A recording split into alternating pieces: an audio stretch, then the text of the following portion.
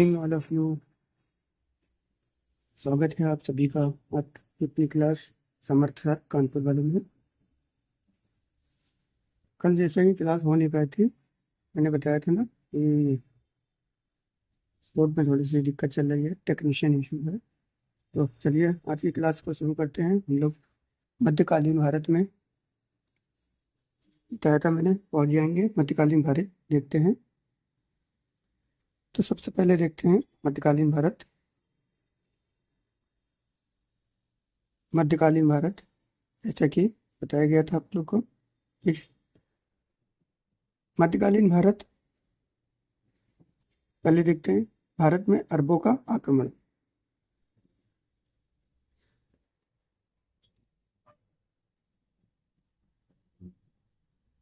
भारत में अरबों का आक्रमण।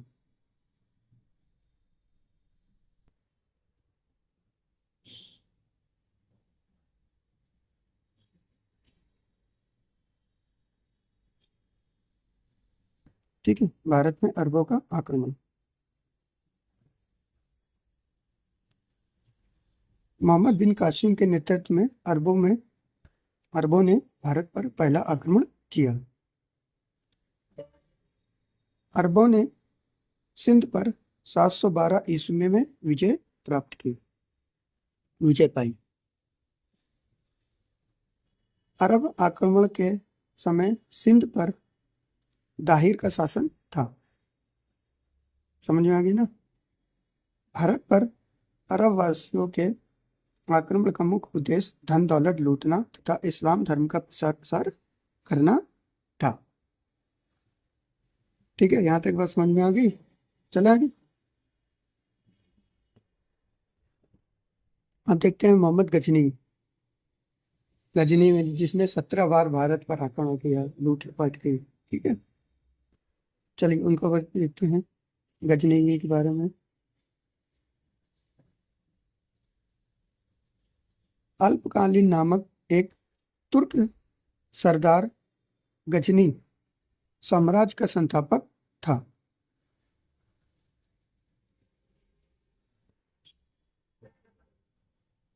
ठीक है, यहाँ तक समझ में आया ना।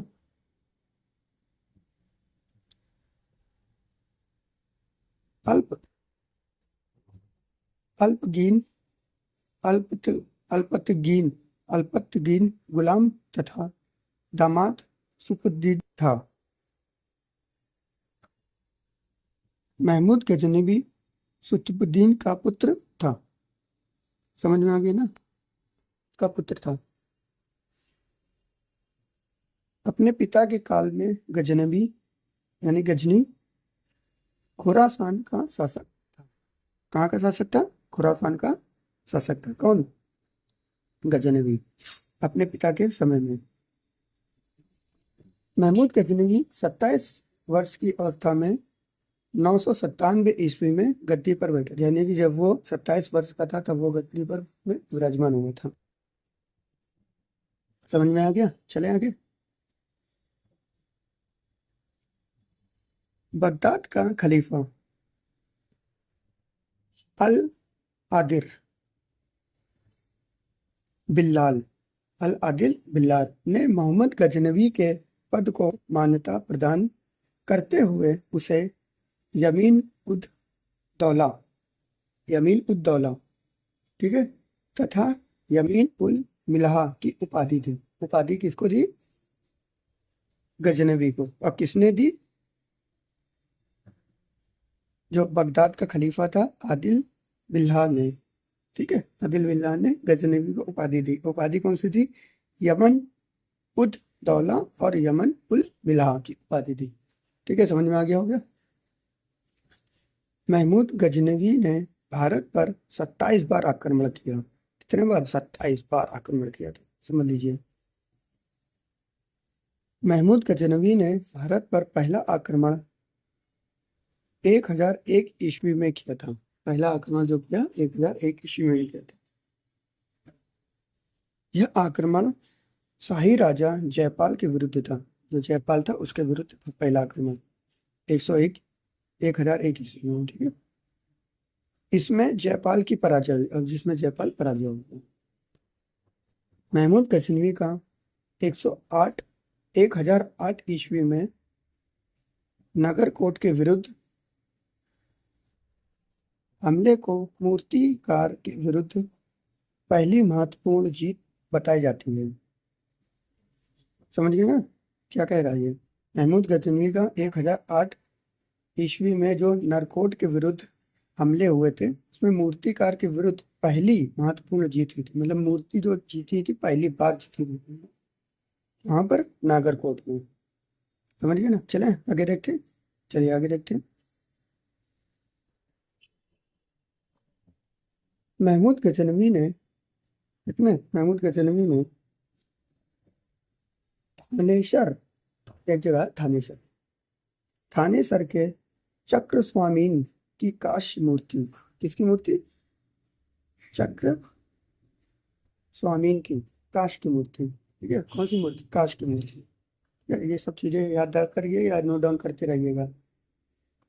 काष्ठ की मूर्ति निर्मित आदमकद प्रतिमा को, प्रतिमा का नाम क्या था? आदमकद प्रतिमा। गजनी भेजकर, मतलब एक जगह का नाम भी गजनी भी, उसी के नाम पर उसको गजनी भी पड़ता। गजनी भेजकर रंगभूमि में रखवा दिया। जगह कहाँ का क्या नाम था? रंगभूमि। जहाँ पर उसने उसको भिजवा दिया, उसका जगह का क्या नाम था? रंगभूमि।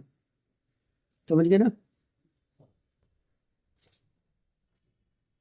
महमूद गजनवी का सबसे चर्चित आक्रमण, यानी जो सबसे ज्यादा चर्चित रहा था, जिसकी वाहवाही ज्यादा हुई थी, आक्रमण जो था 1024 ईस्वी में सोमनाथ मंदिर। जैसा कि आप लोग को पता होगा, सोमनाथ मंदिर को इसने लूटा था।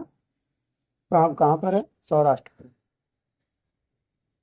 सौराष्ट्र पर हुआ पहला आक्रमण, मतलब पहला कह रहे सबसे चर्चित आक्रमण। इस मंदिर की लूट में उसे करीब कितना मिला था धन? देखो, 20 लाख दिनार की संपत्ति हाथ लगी। कितना? 20 लाख दिनार की। उस समय में देखिए, उस समय की बात है, 20 लाख दिनार उस समय मिला था सोमनाथ मंदिर से उसको।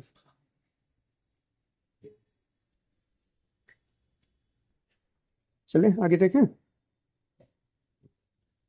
सोमनाथ की रक्षा में सहायता करने के कारण अहिलवाड़ा के शासक, यानी कि जो रक्षा करते थे सोमनाथ की, अहिलवाड़ा के शासक पर महमूद गजनवी ने आक्रमण किया।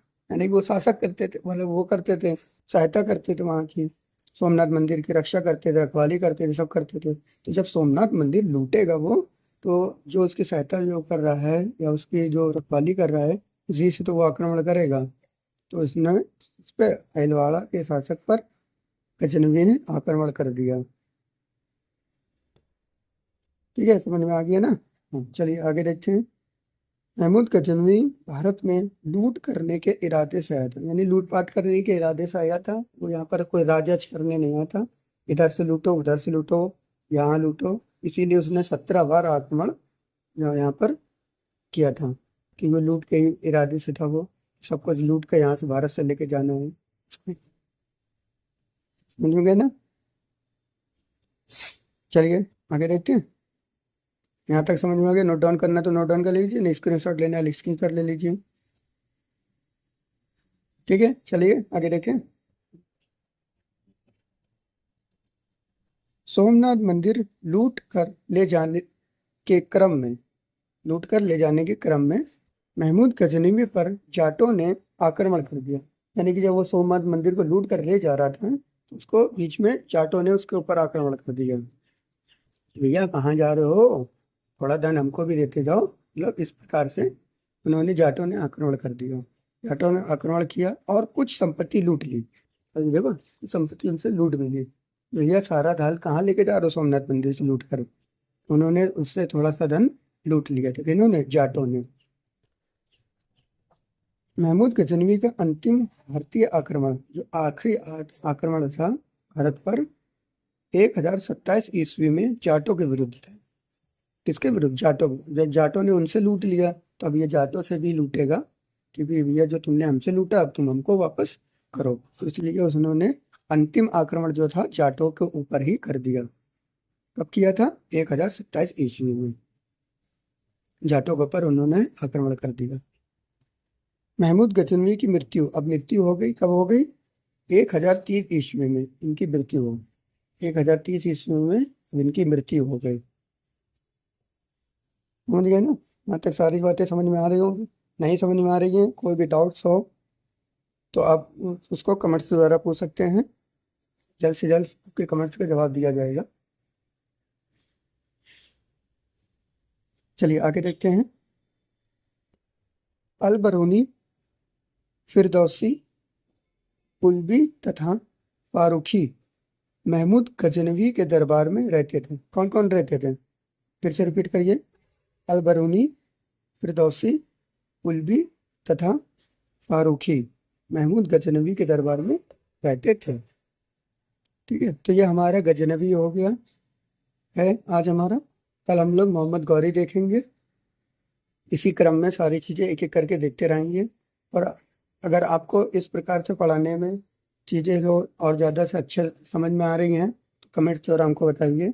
कि पहले जैसे मैं नोट डाउन करता रहता था हर सारी चीज़ें, मैं नोट डाउन ना करके अब इसको इस तरीके से अगर मैं बता रहा हूँ, इसमें अगर कोई भी डाउट्स हो, कोई भी समस्या हो, कुछ भी हो तो आप उसको कमेंट्स द्वारा मुझसे पूछ सकते हैं।